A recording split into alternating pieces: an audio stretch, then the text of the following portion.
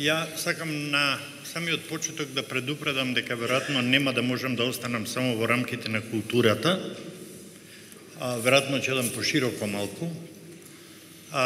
Исто така сакам да кажам дека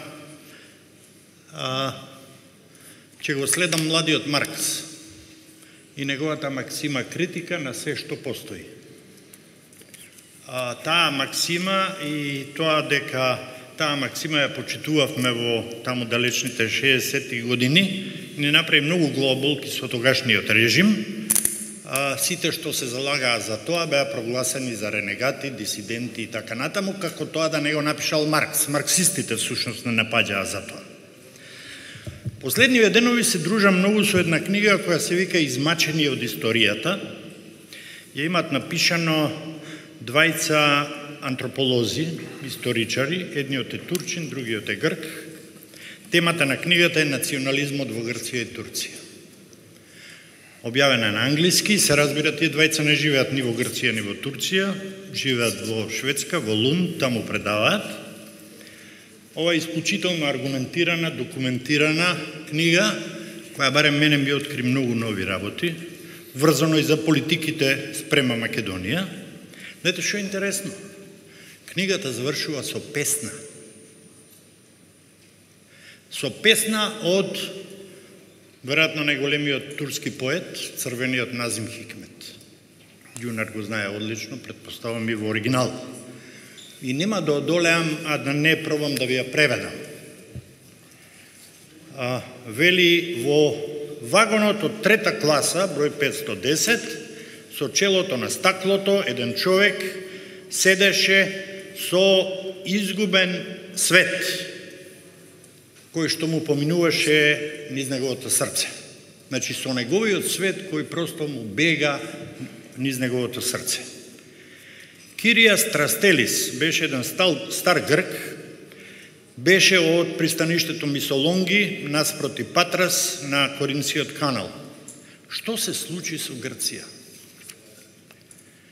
Кириос Димитриос Михаил Трастелис овде во месец мај во годината 1941 каде си се упатил?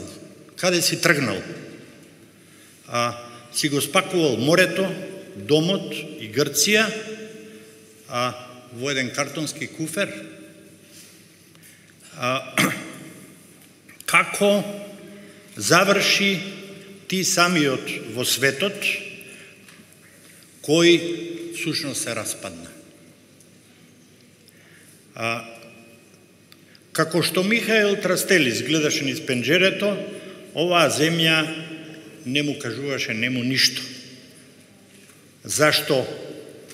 И тоа не затоа што таа не го знаеше неговиот јазик. На пролетните попладнивња, во пролетните попладнивња, како ова, сега, земјата не говори ни турски, ни грчки, туку го говори својот собствен јазик. Во оваа песна можам да видам мнозина во Македонија денес, кои во картонски куфери го пакуваат својот свет и својата татковина и на некој начин чувствуваат дека ќе дојде денот кога ќе мора да заминат. Сношти имавме одбележување на едногодишнината на смртта на еден од најголемите соборци, Роберто Беличанец во Гем.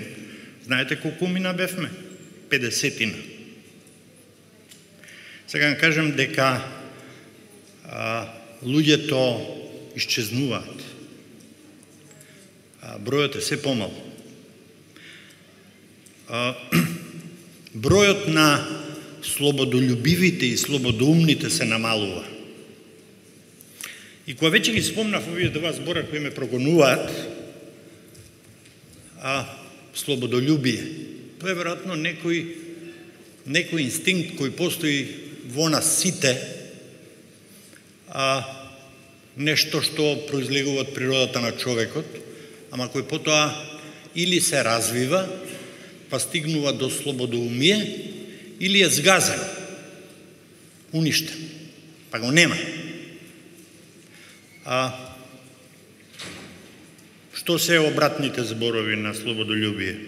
властолюбие, сребролюбие, користолюбие и да не редам понатаму. Дали понекогаш сме се запрашале колку од тоа има околу нас? И во каква борба за освојување на слободата можеме да одиме под рака со оние кои слободолюбието го замениле со една од овие други способности, склоности. Ако слободолюбието е една склоност, тогаш овие се други склоности спротивни на тоа. Слободоумие. Обратниот збор на слободоумие е веројатно едноумие. И тоа едноумие полека, за разлика од ова црвеново таму што е, се претвора во некаков црн облак, некаква магла, некаква отровна магла, магла од отровни испарувања која не загушува сите. Како стигнавме до овде? И тука морам сега да малце го следам Маркс. СДСМ одамна крена раце од две работи од кои не смееше да крене раце: образованието и културата. Ако ги погледнете владите што ги водел СДСМ, културата и образованието биле нешто што било отурнувано или предавано во рацете на некој министер кој никогаш културата не ја разбирал како концепт на слободата. Што има и култура која е концепт на робството. Ама таа е онаа, нели, што ја знаеме сите, нацистичка, сталинистичка и така натаму. Ние живееме во други времиња. И денес СДСМ го плаќа цехот за тоа. И ова сето што Роберто го кажуваше, што можам да го потпишам, да, ама се плашам дека може би малку доцна. Се надевам дека не е, ама се плашам дека е малку доцна. И дека всушност корењата на едноумието се веќе длабоко навлезени. Така што ја таа работа не би ја подценувал. Има уште две големи грешки, кои се некако со едната нога влегуваат во културата, ама не се исцрпуваат во тоа.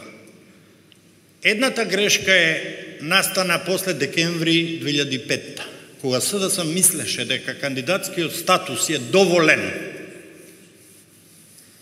за да се остане на власт. Тоа беше катастрофална грешка, во која граѓаните СДСМ го идентификува со партија која не е заинтересирана за нив. И последната голема грешка, таа ми е најтешко да ја кажам, бидејќи ме засега и мене. Тоа беше кога СДСМ гласаше за законот за лустрација. СДСМ тогаш покажа неверојатен недостиг на инстинкт за нешто што ќе се претвори во инструмент на тоталитарниот режим. Погледнете овде колку луѓе седат што се кодоши. Тројца барем. Тројца официјално, од Аджиевски прогласени. Тоа веќе не сме да се повтори. Повторното освојување на слободата дефинитивно не води преку традиционалните изгазени патишта на парламентарна демократија. Ова е неслободна демократија, тоа е поим кој веќе постои во политичката теорија. И во неслободна демократија вие не можете да соучествувате, да преговарате и така натаму. Затоа што секогаш ќе ве излажат. Затоа што секогаш имаат оружје да ги искористат вашите слабости. Погледнете што се случува сега. Вам две пратенички на СДСМ со различни приказни се враќаат во парламентот. На тој начин ја минираат оваа стратегија. Ја би сакал да остане на тие две. Ама проклетиот инстинкт или проклетата интуиција ми вели дека нема да биде така. И да завршам со две-три реченици уште. Дали некоја сте се запрашале која е доминантната култура која членовите на СДСМ ја носат во себе си. Дали повеќе сакаат рок-н-рол или турбофолк? Мислам дека турбофолк.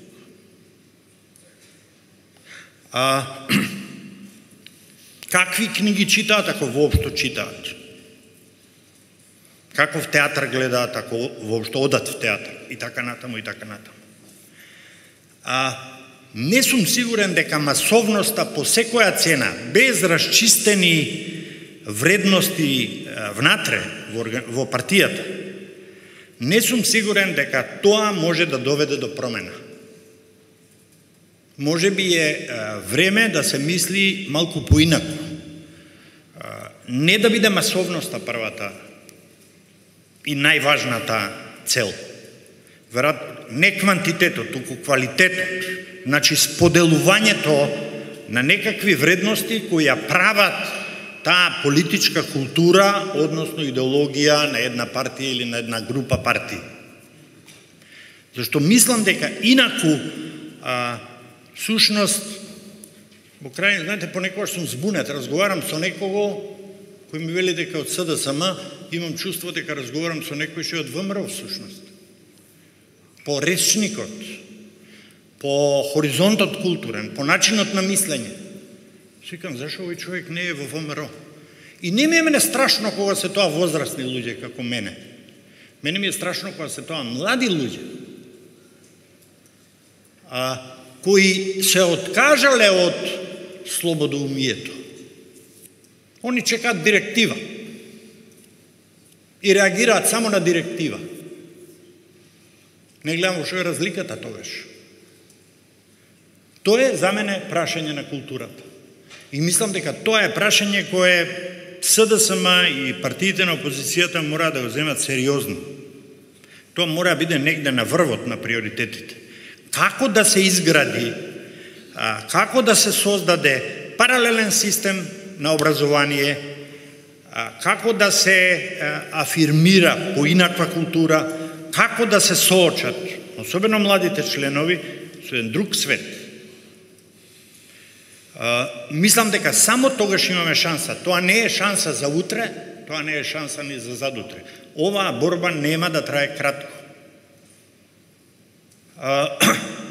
Така што мислам дека сушност, и ќе завршам со тоа, дека инсистирањето на брзи избори е погубно.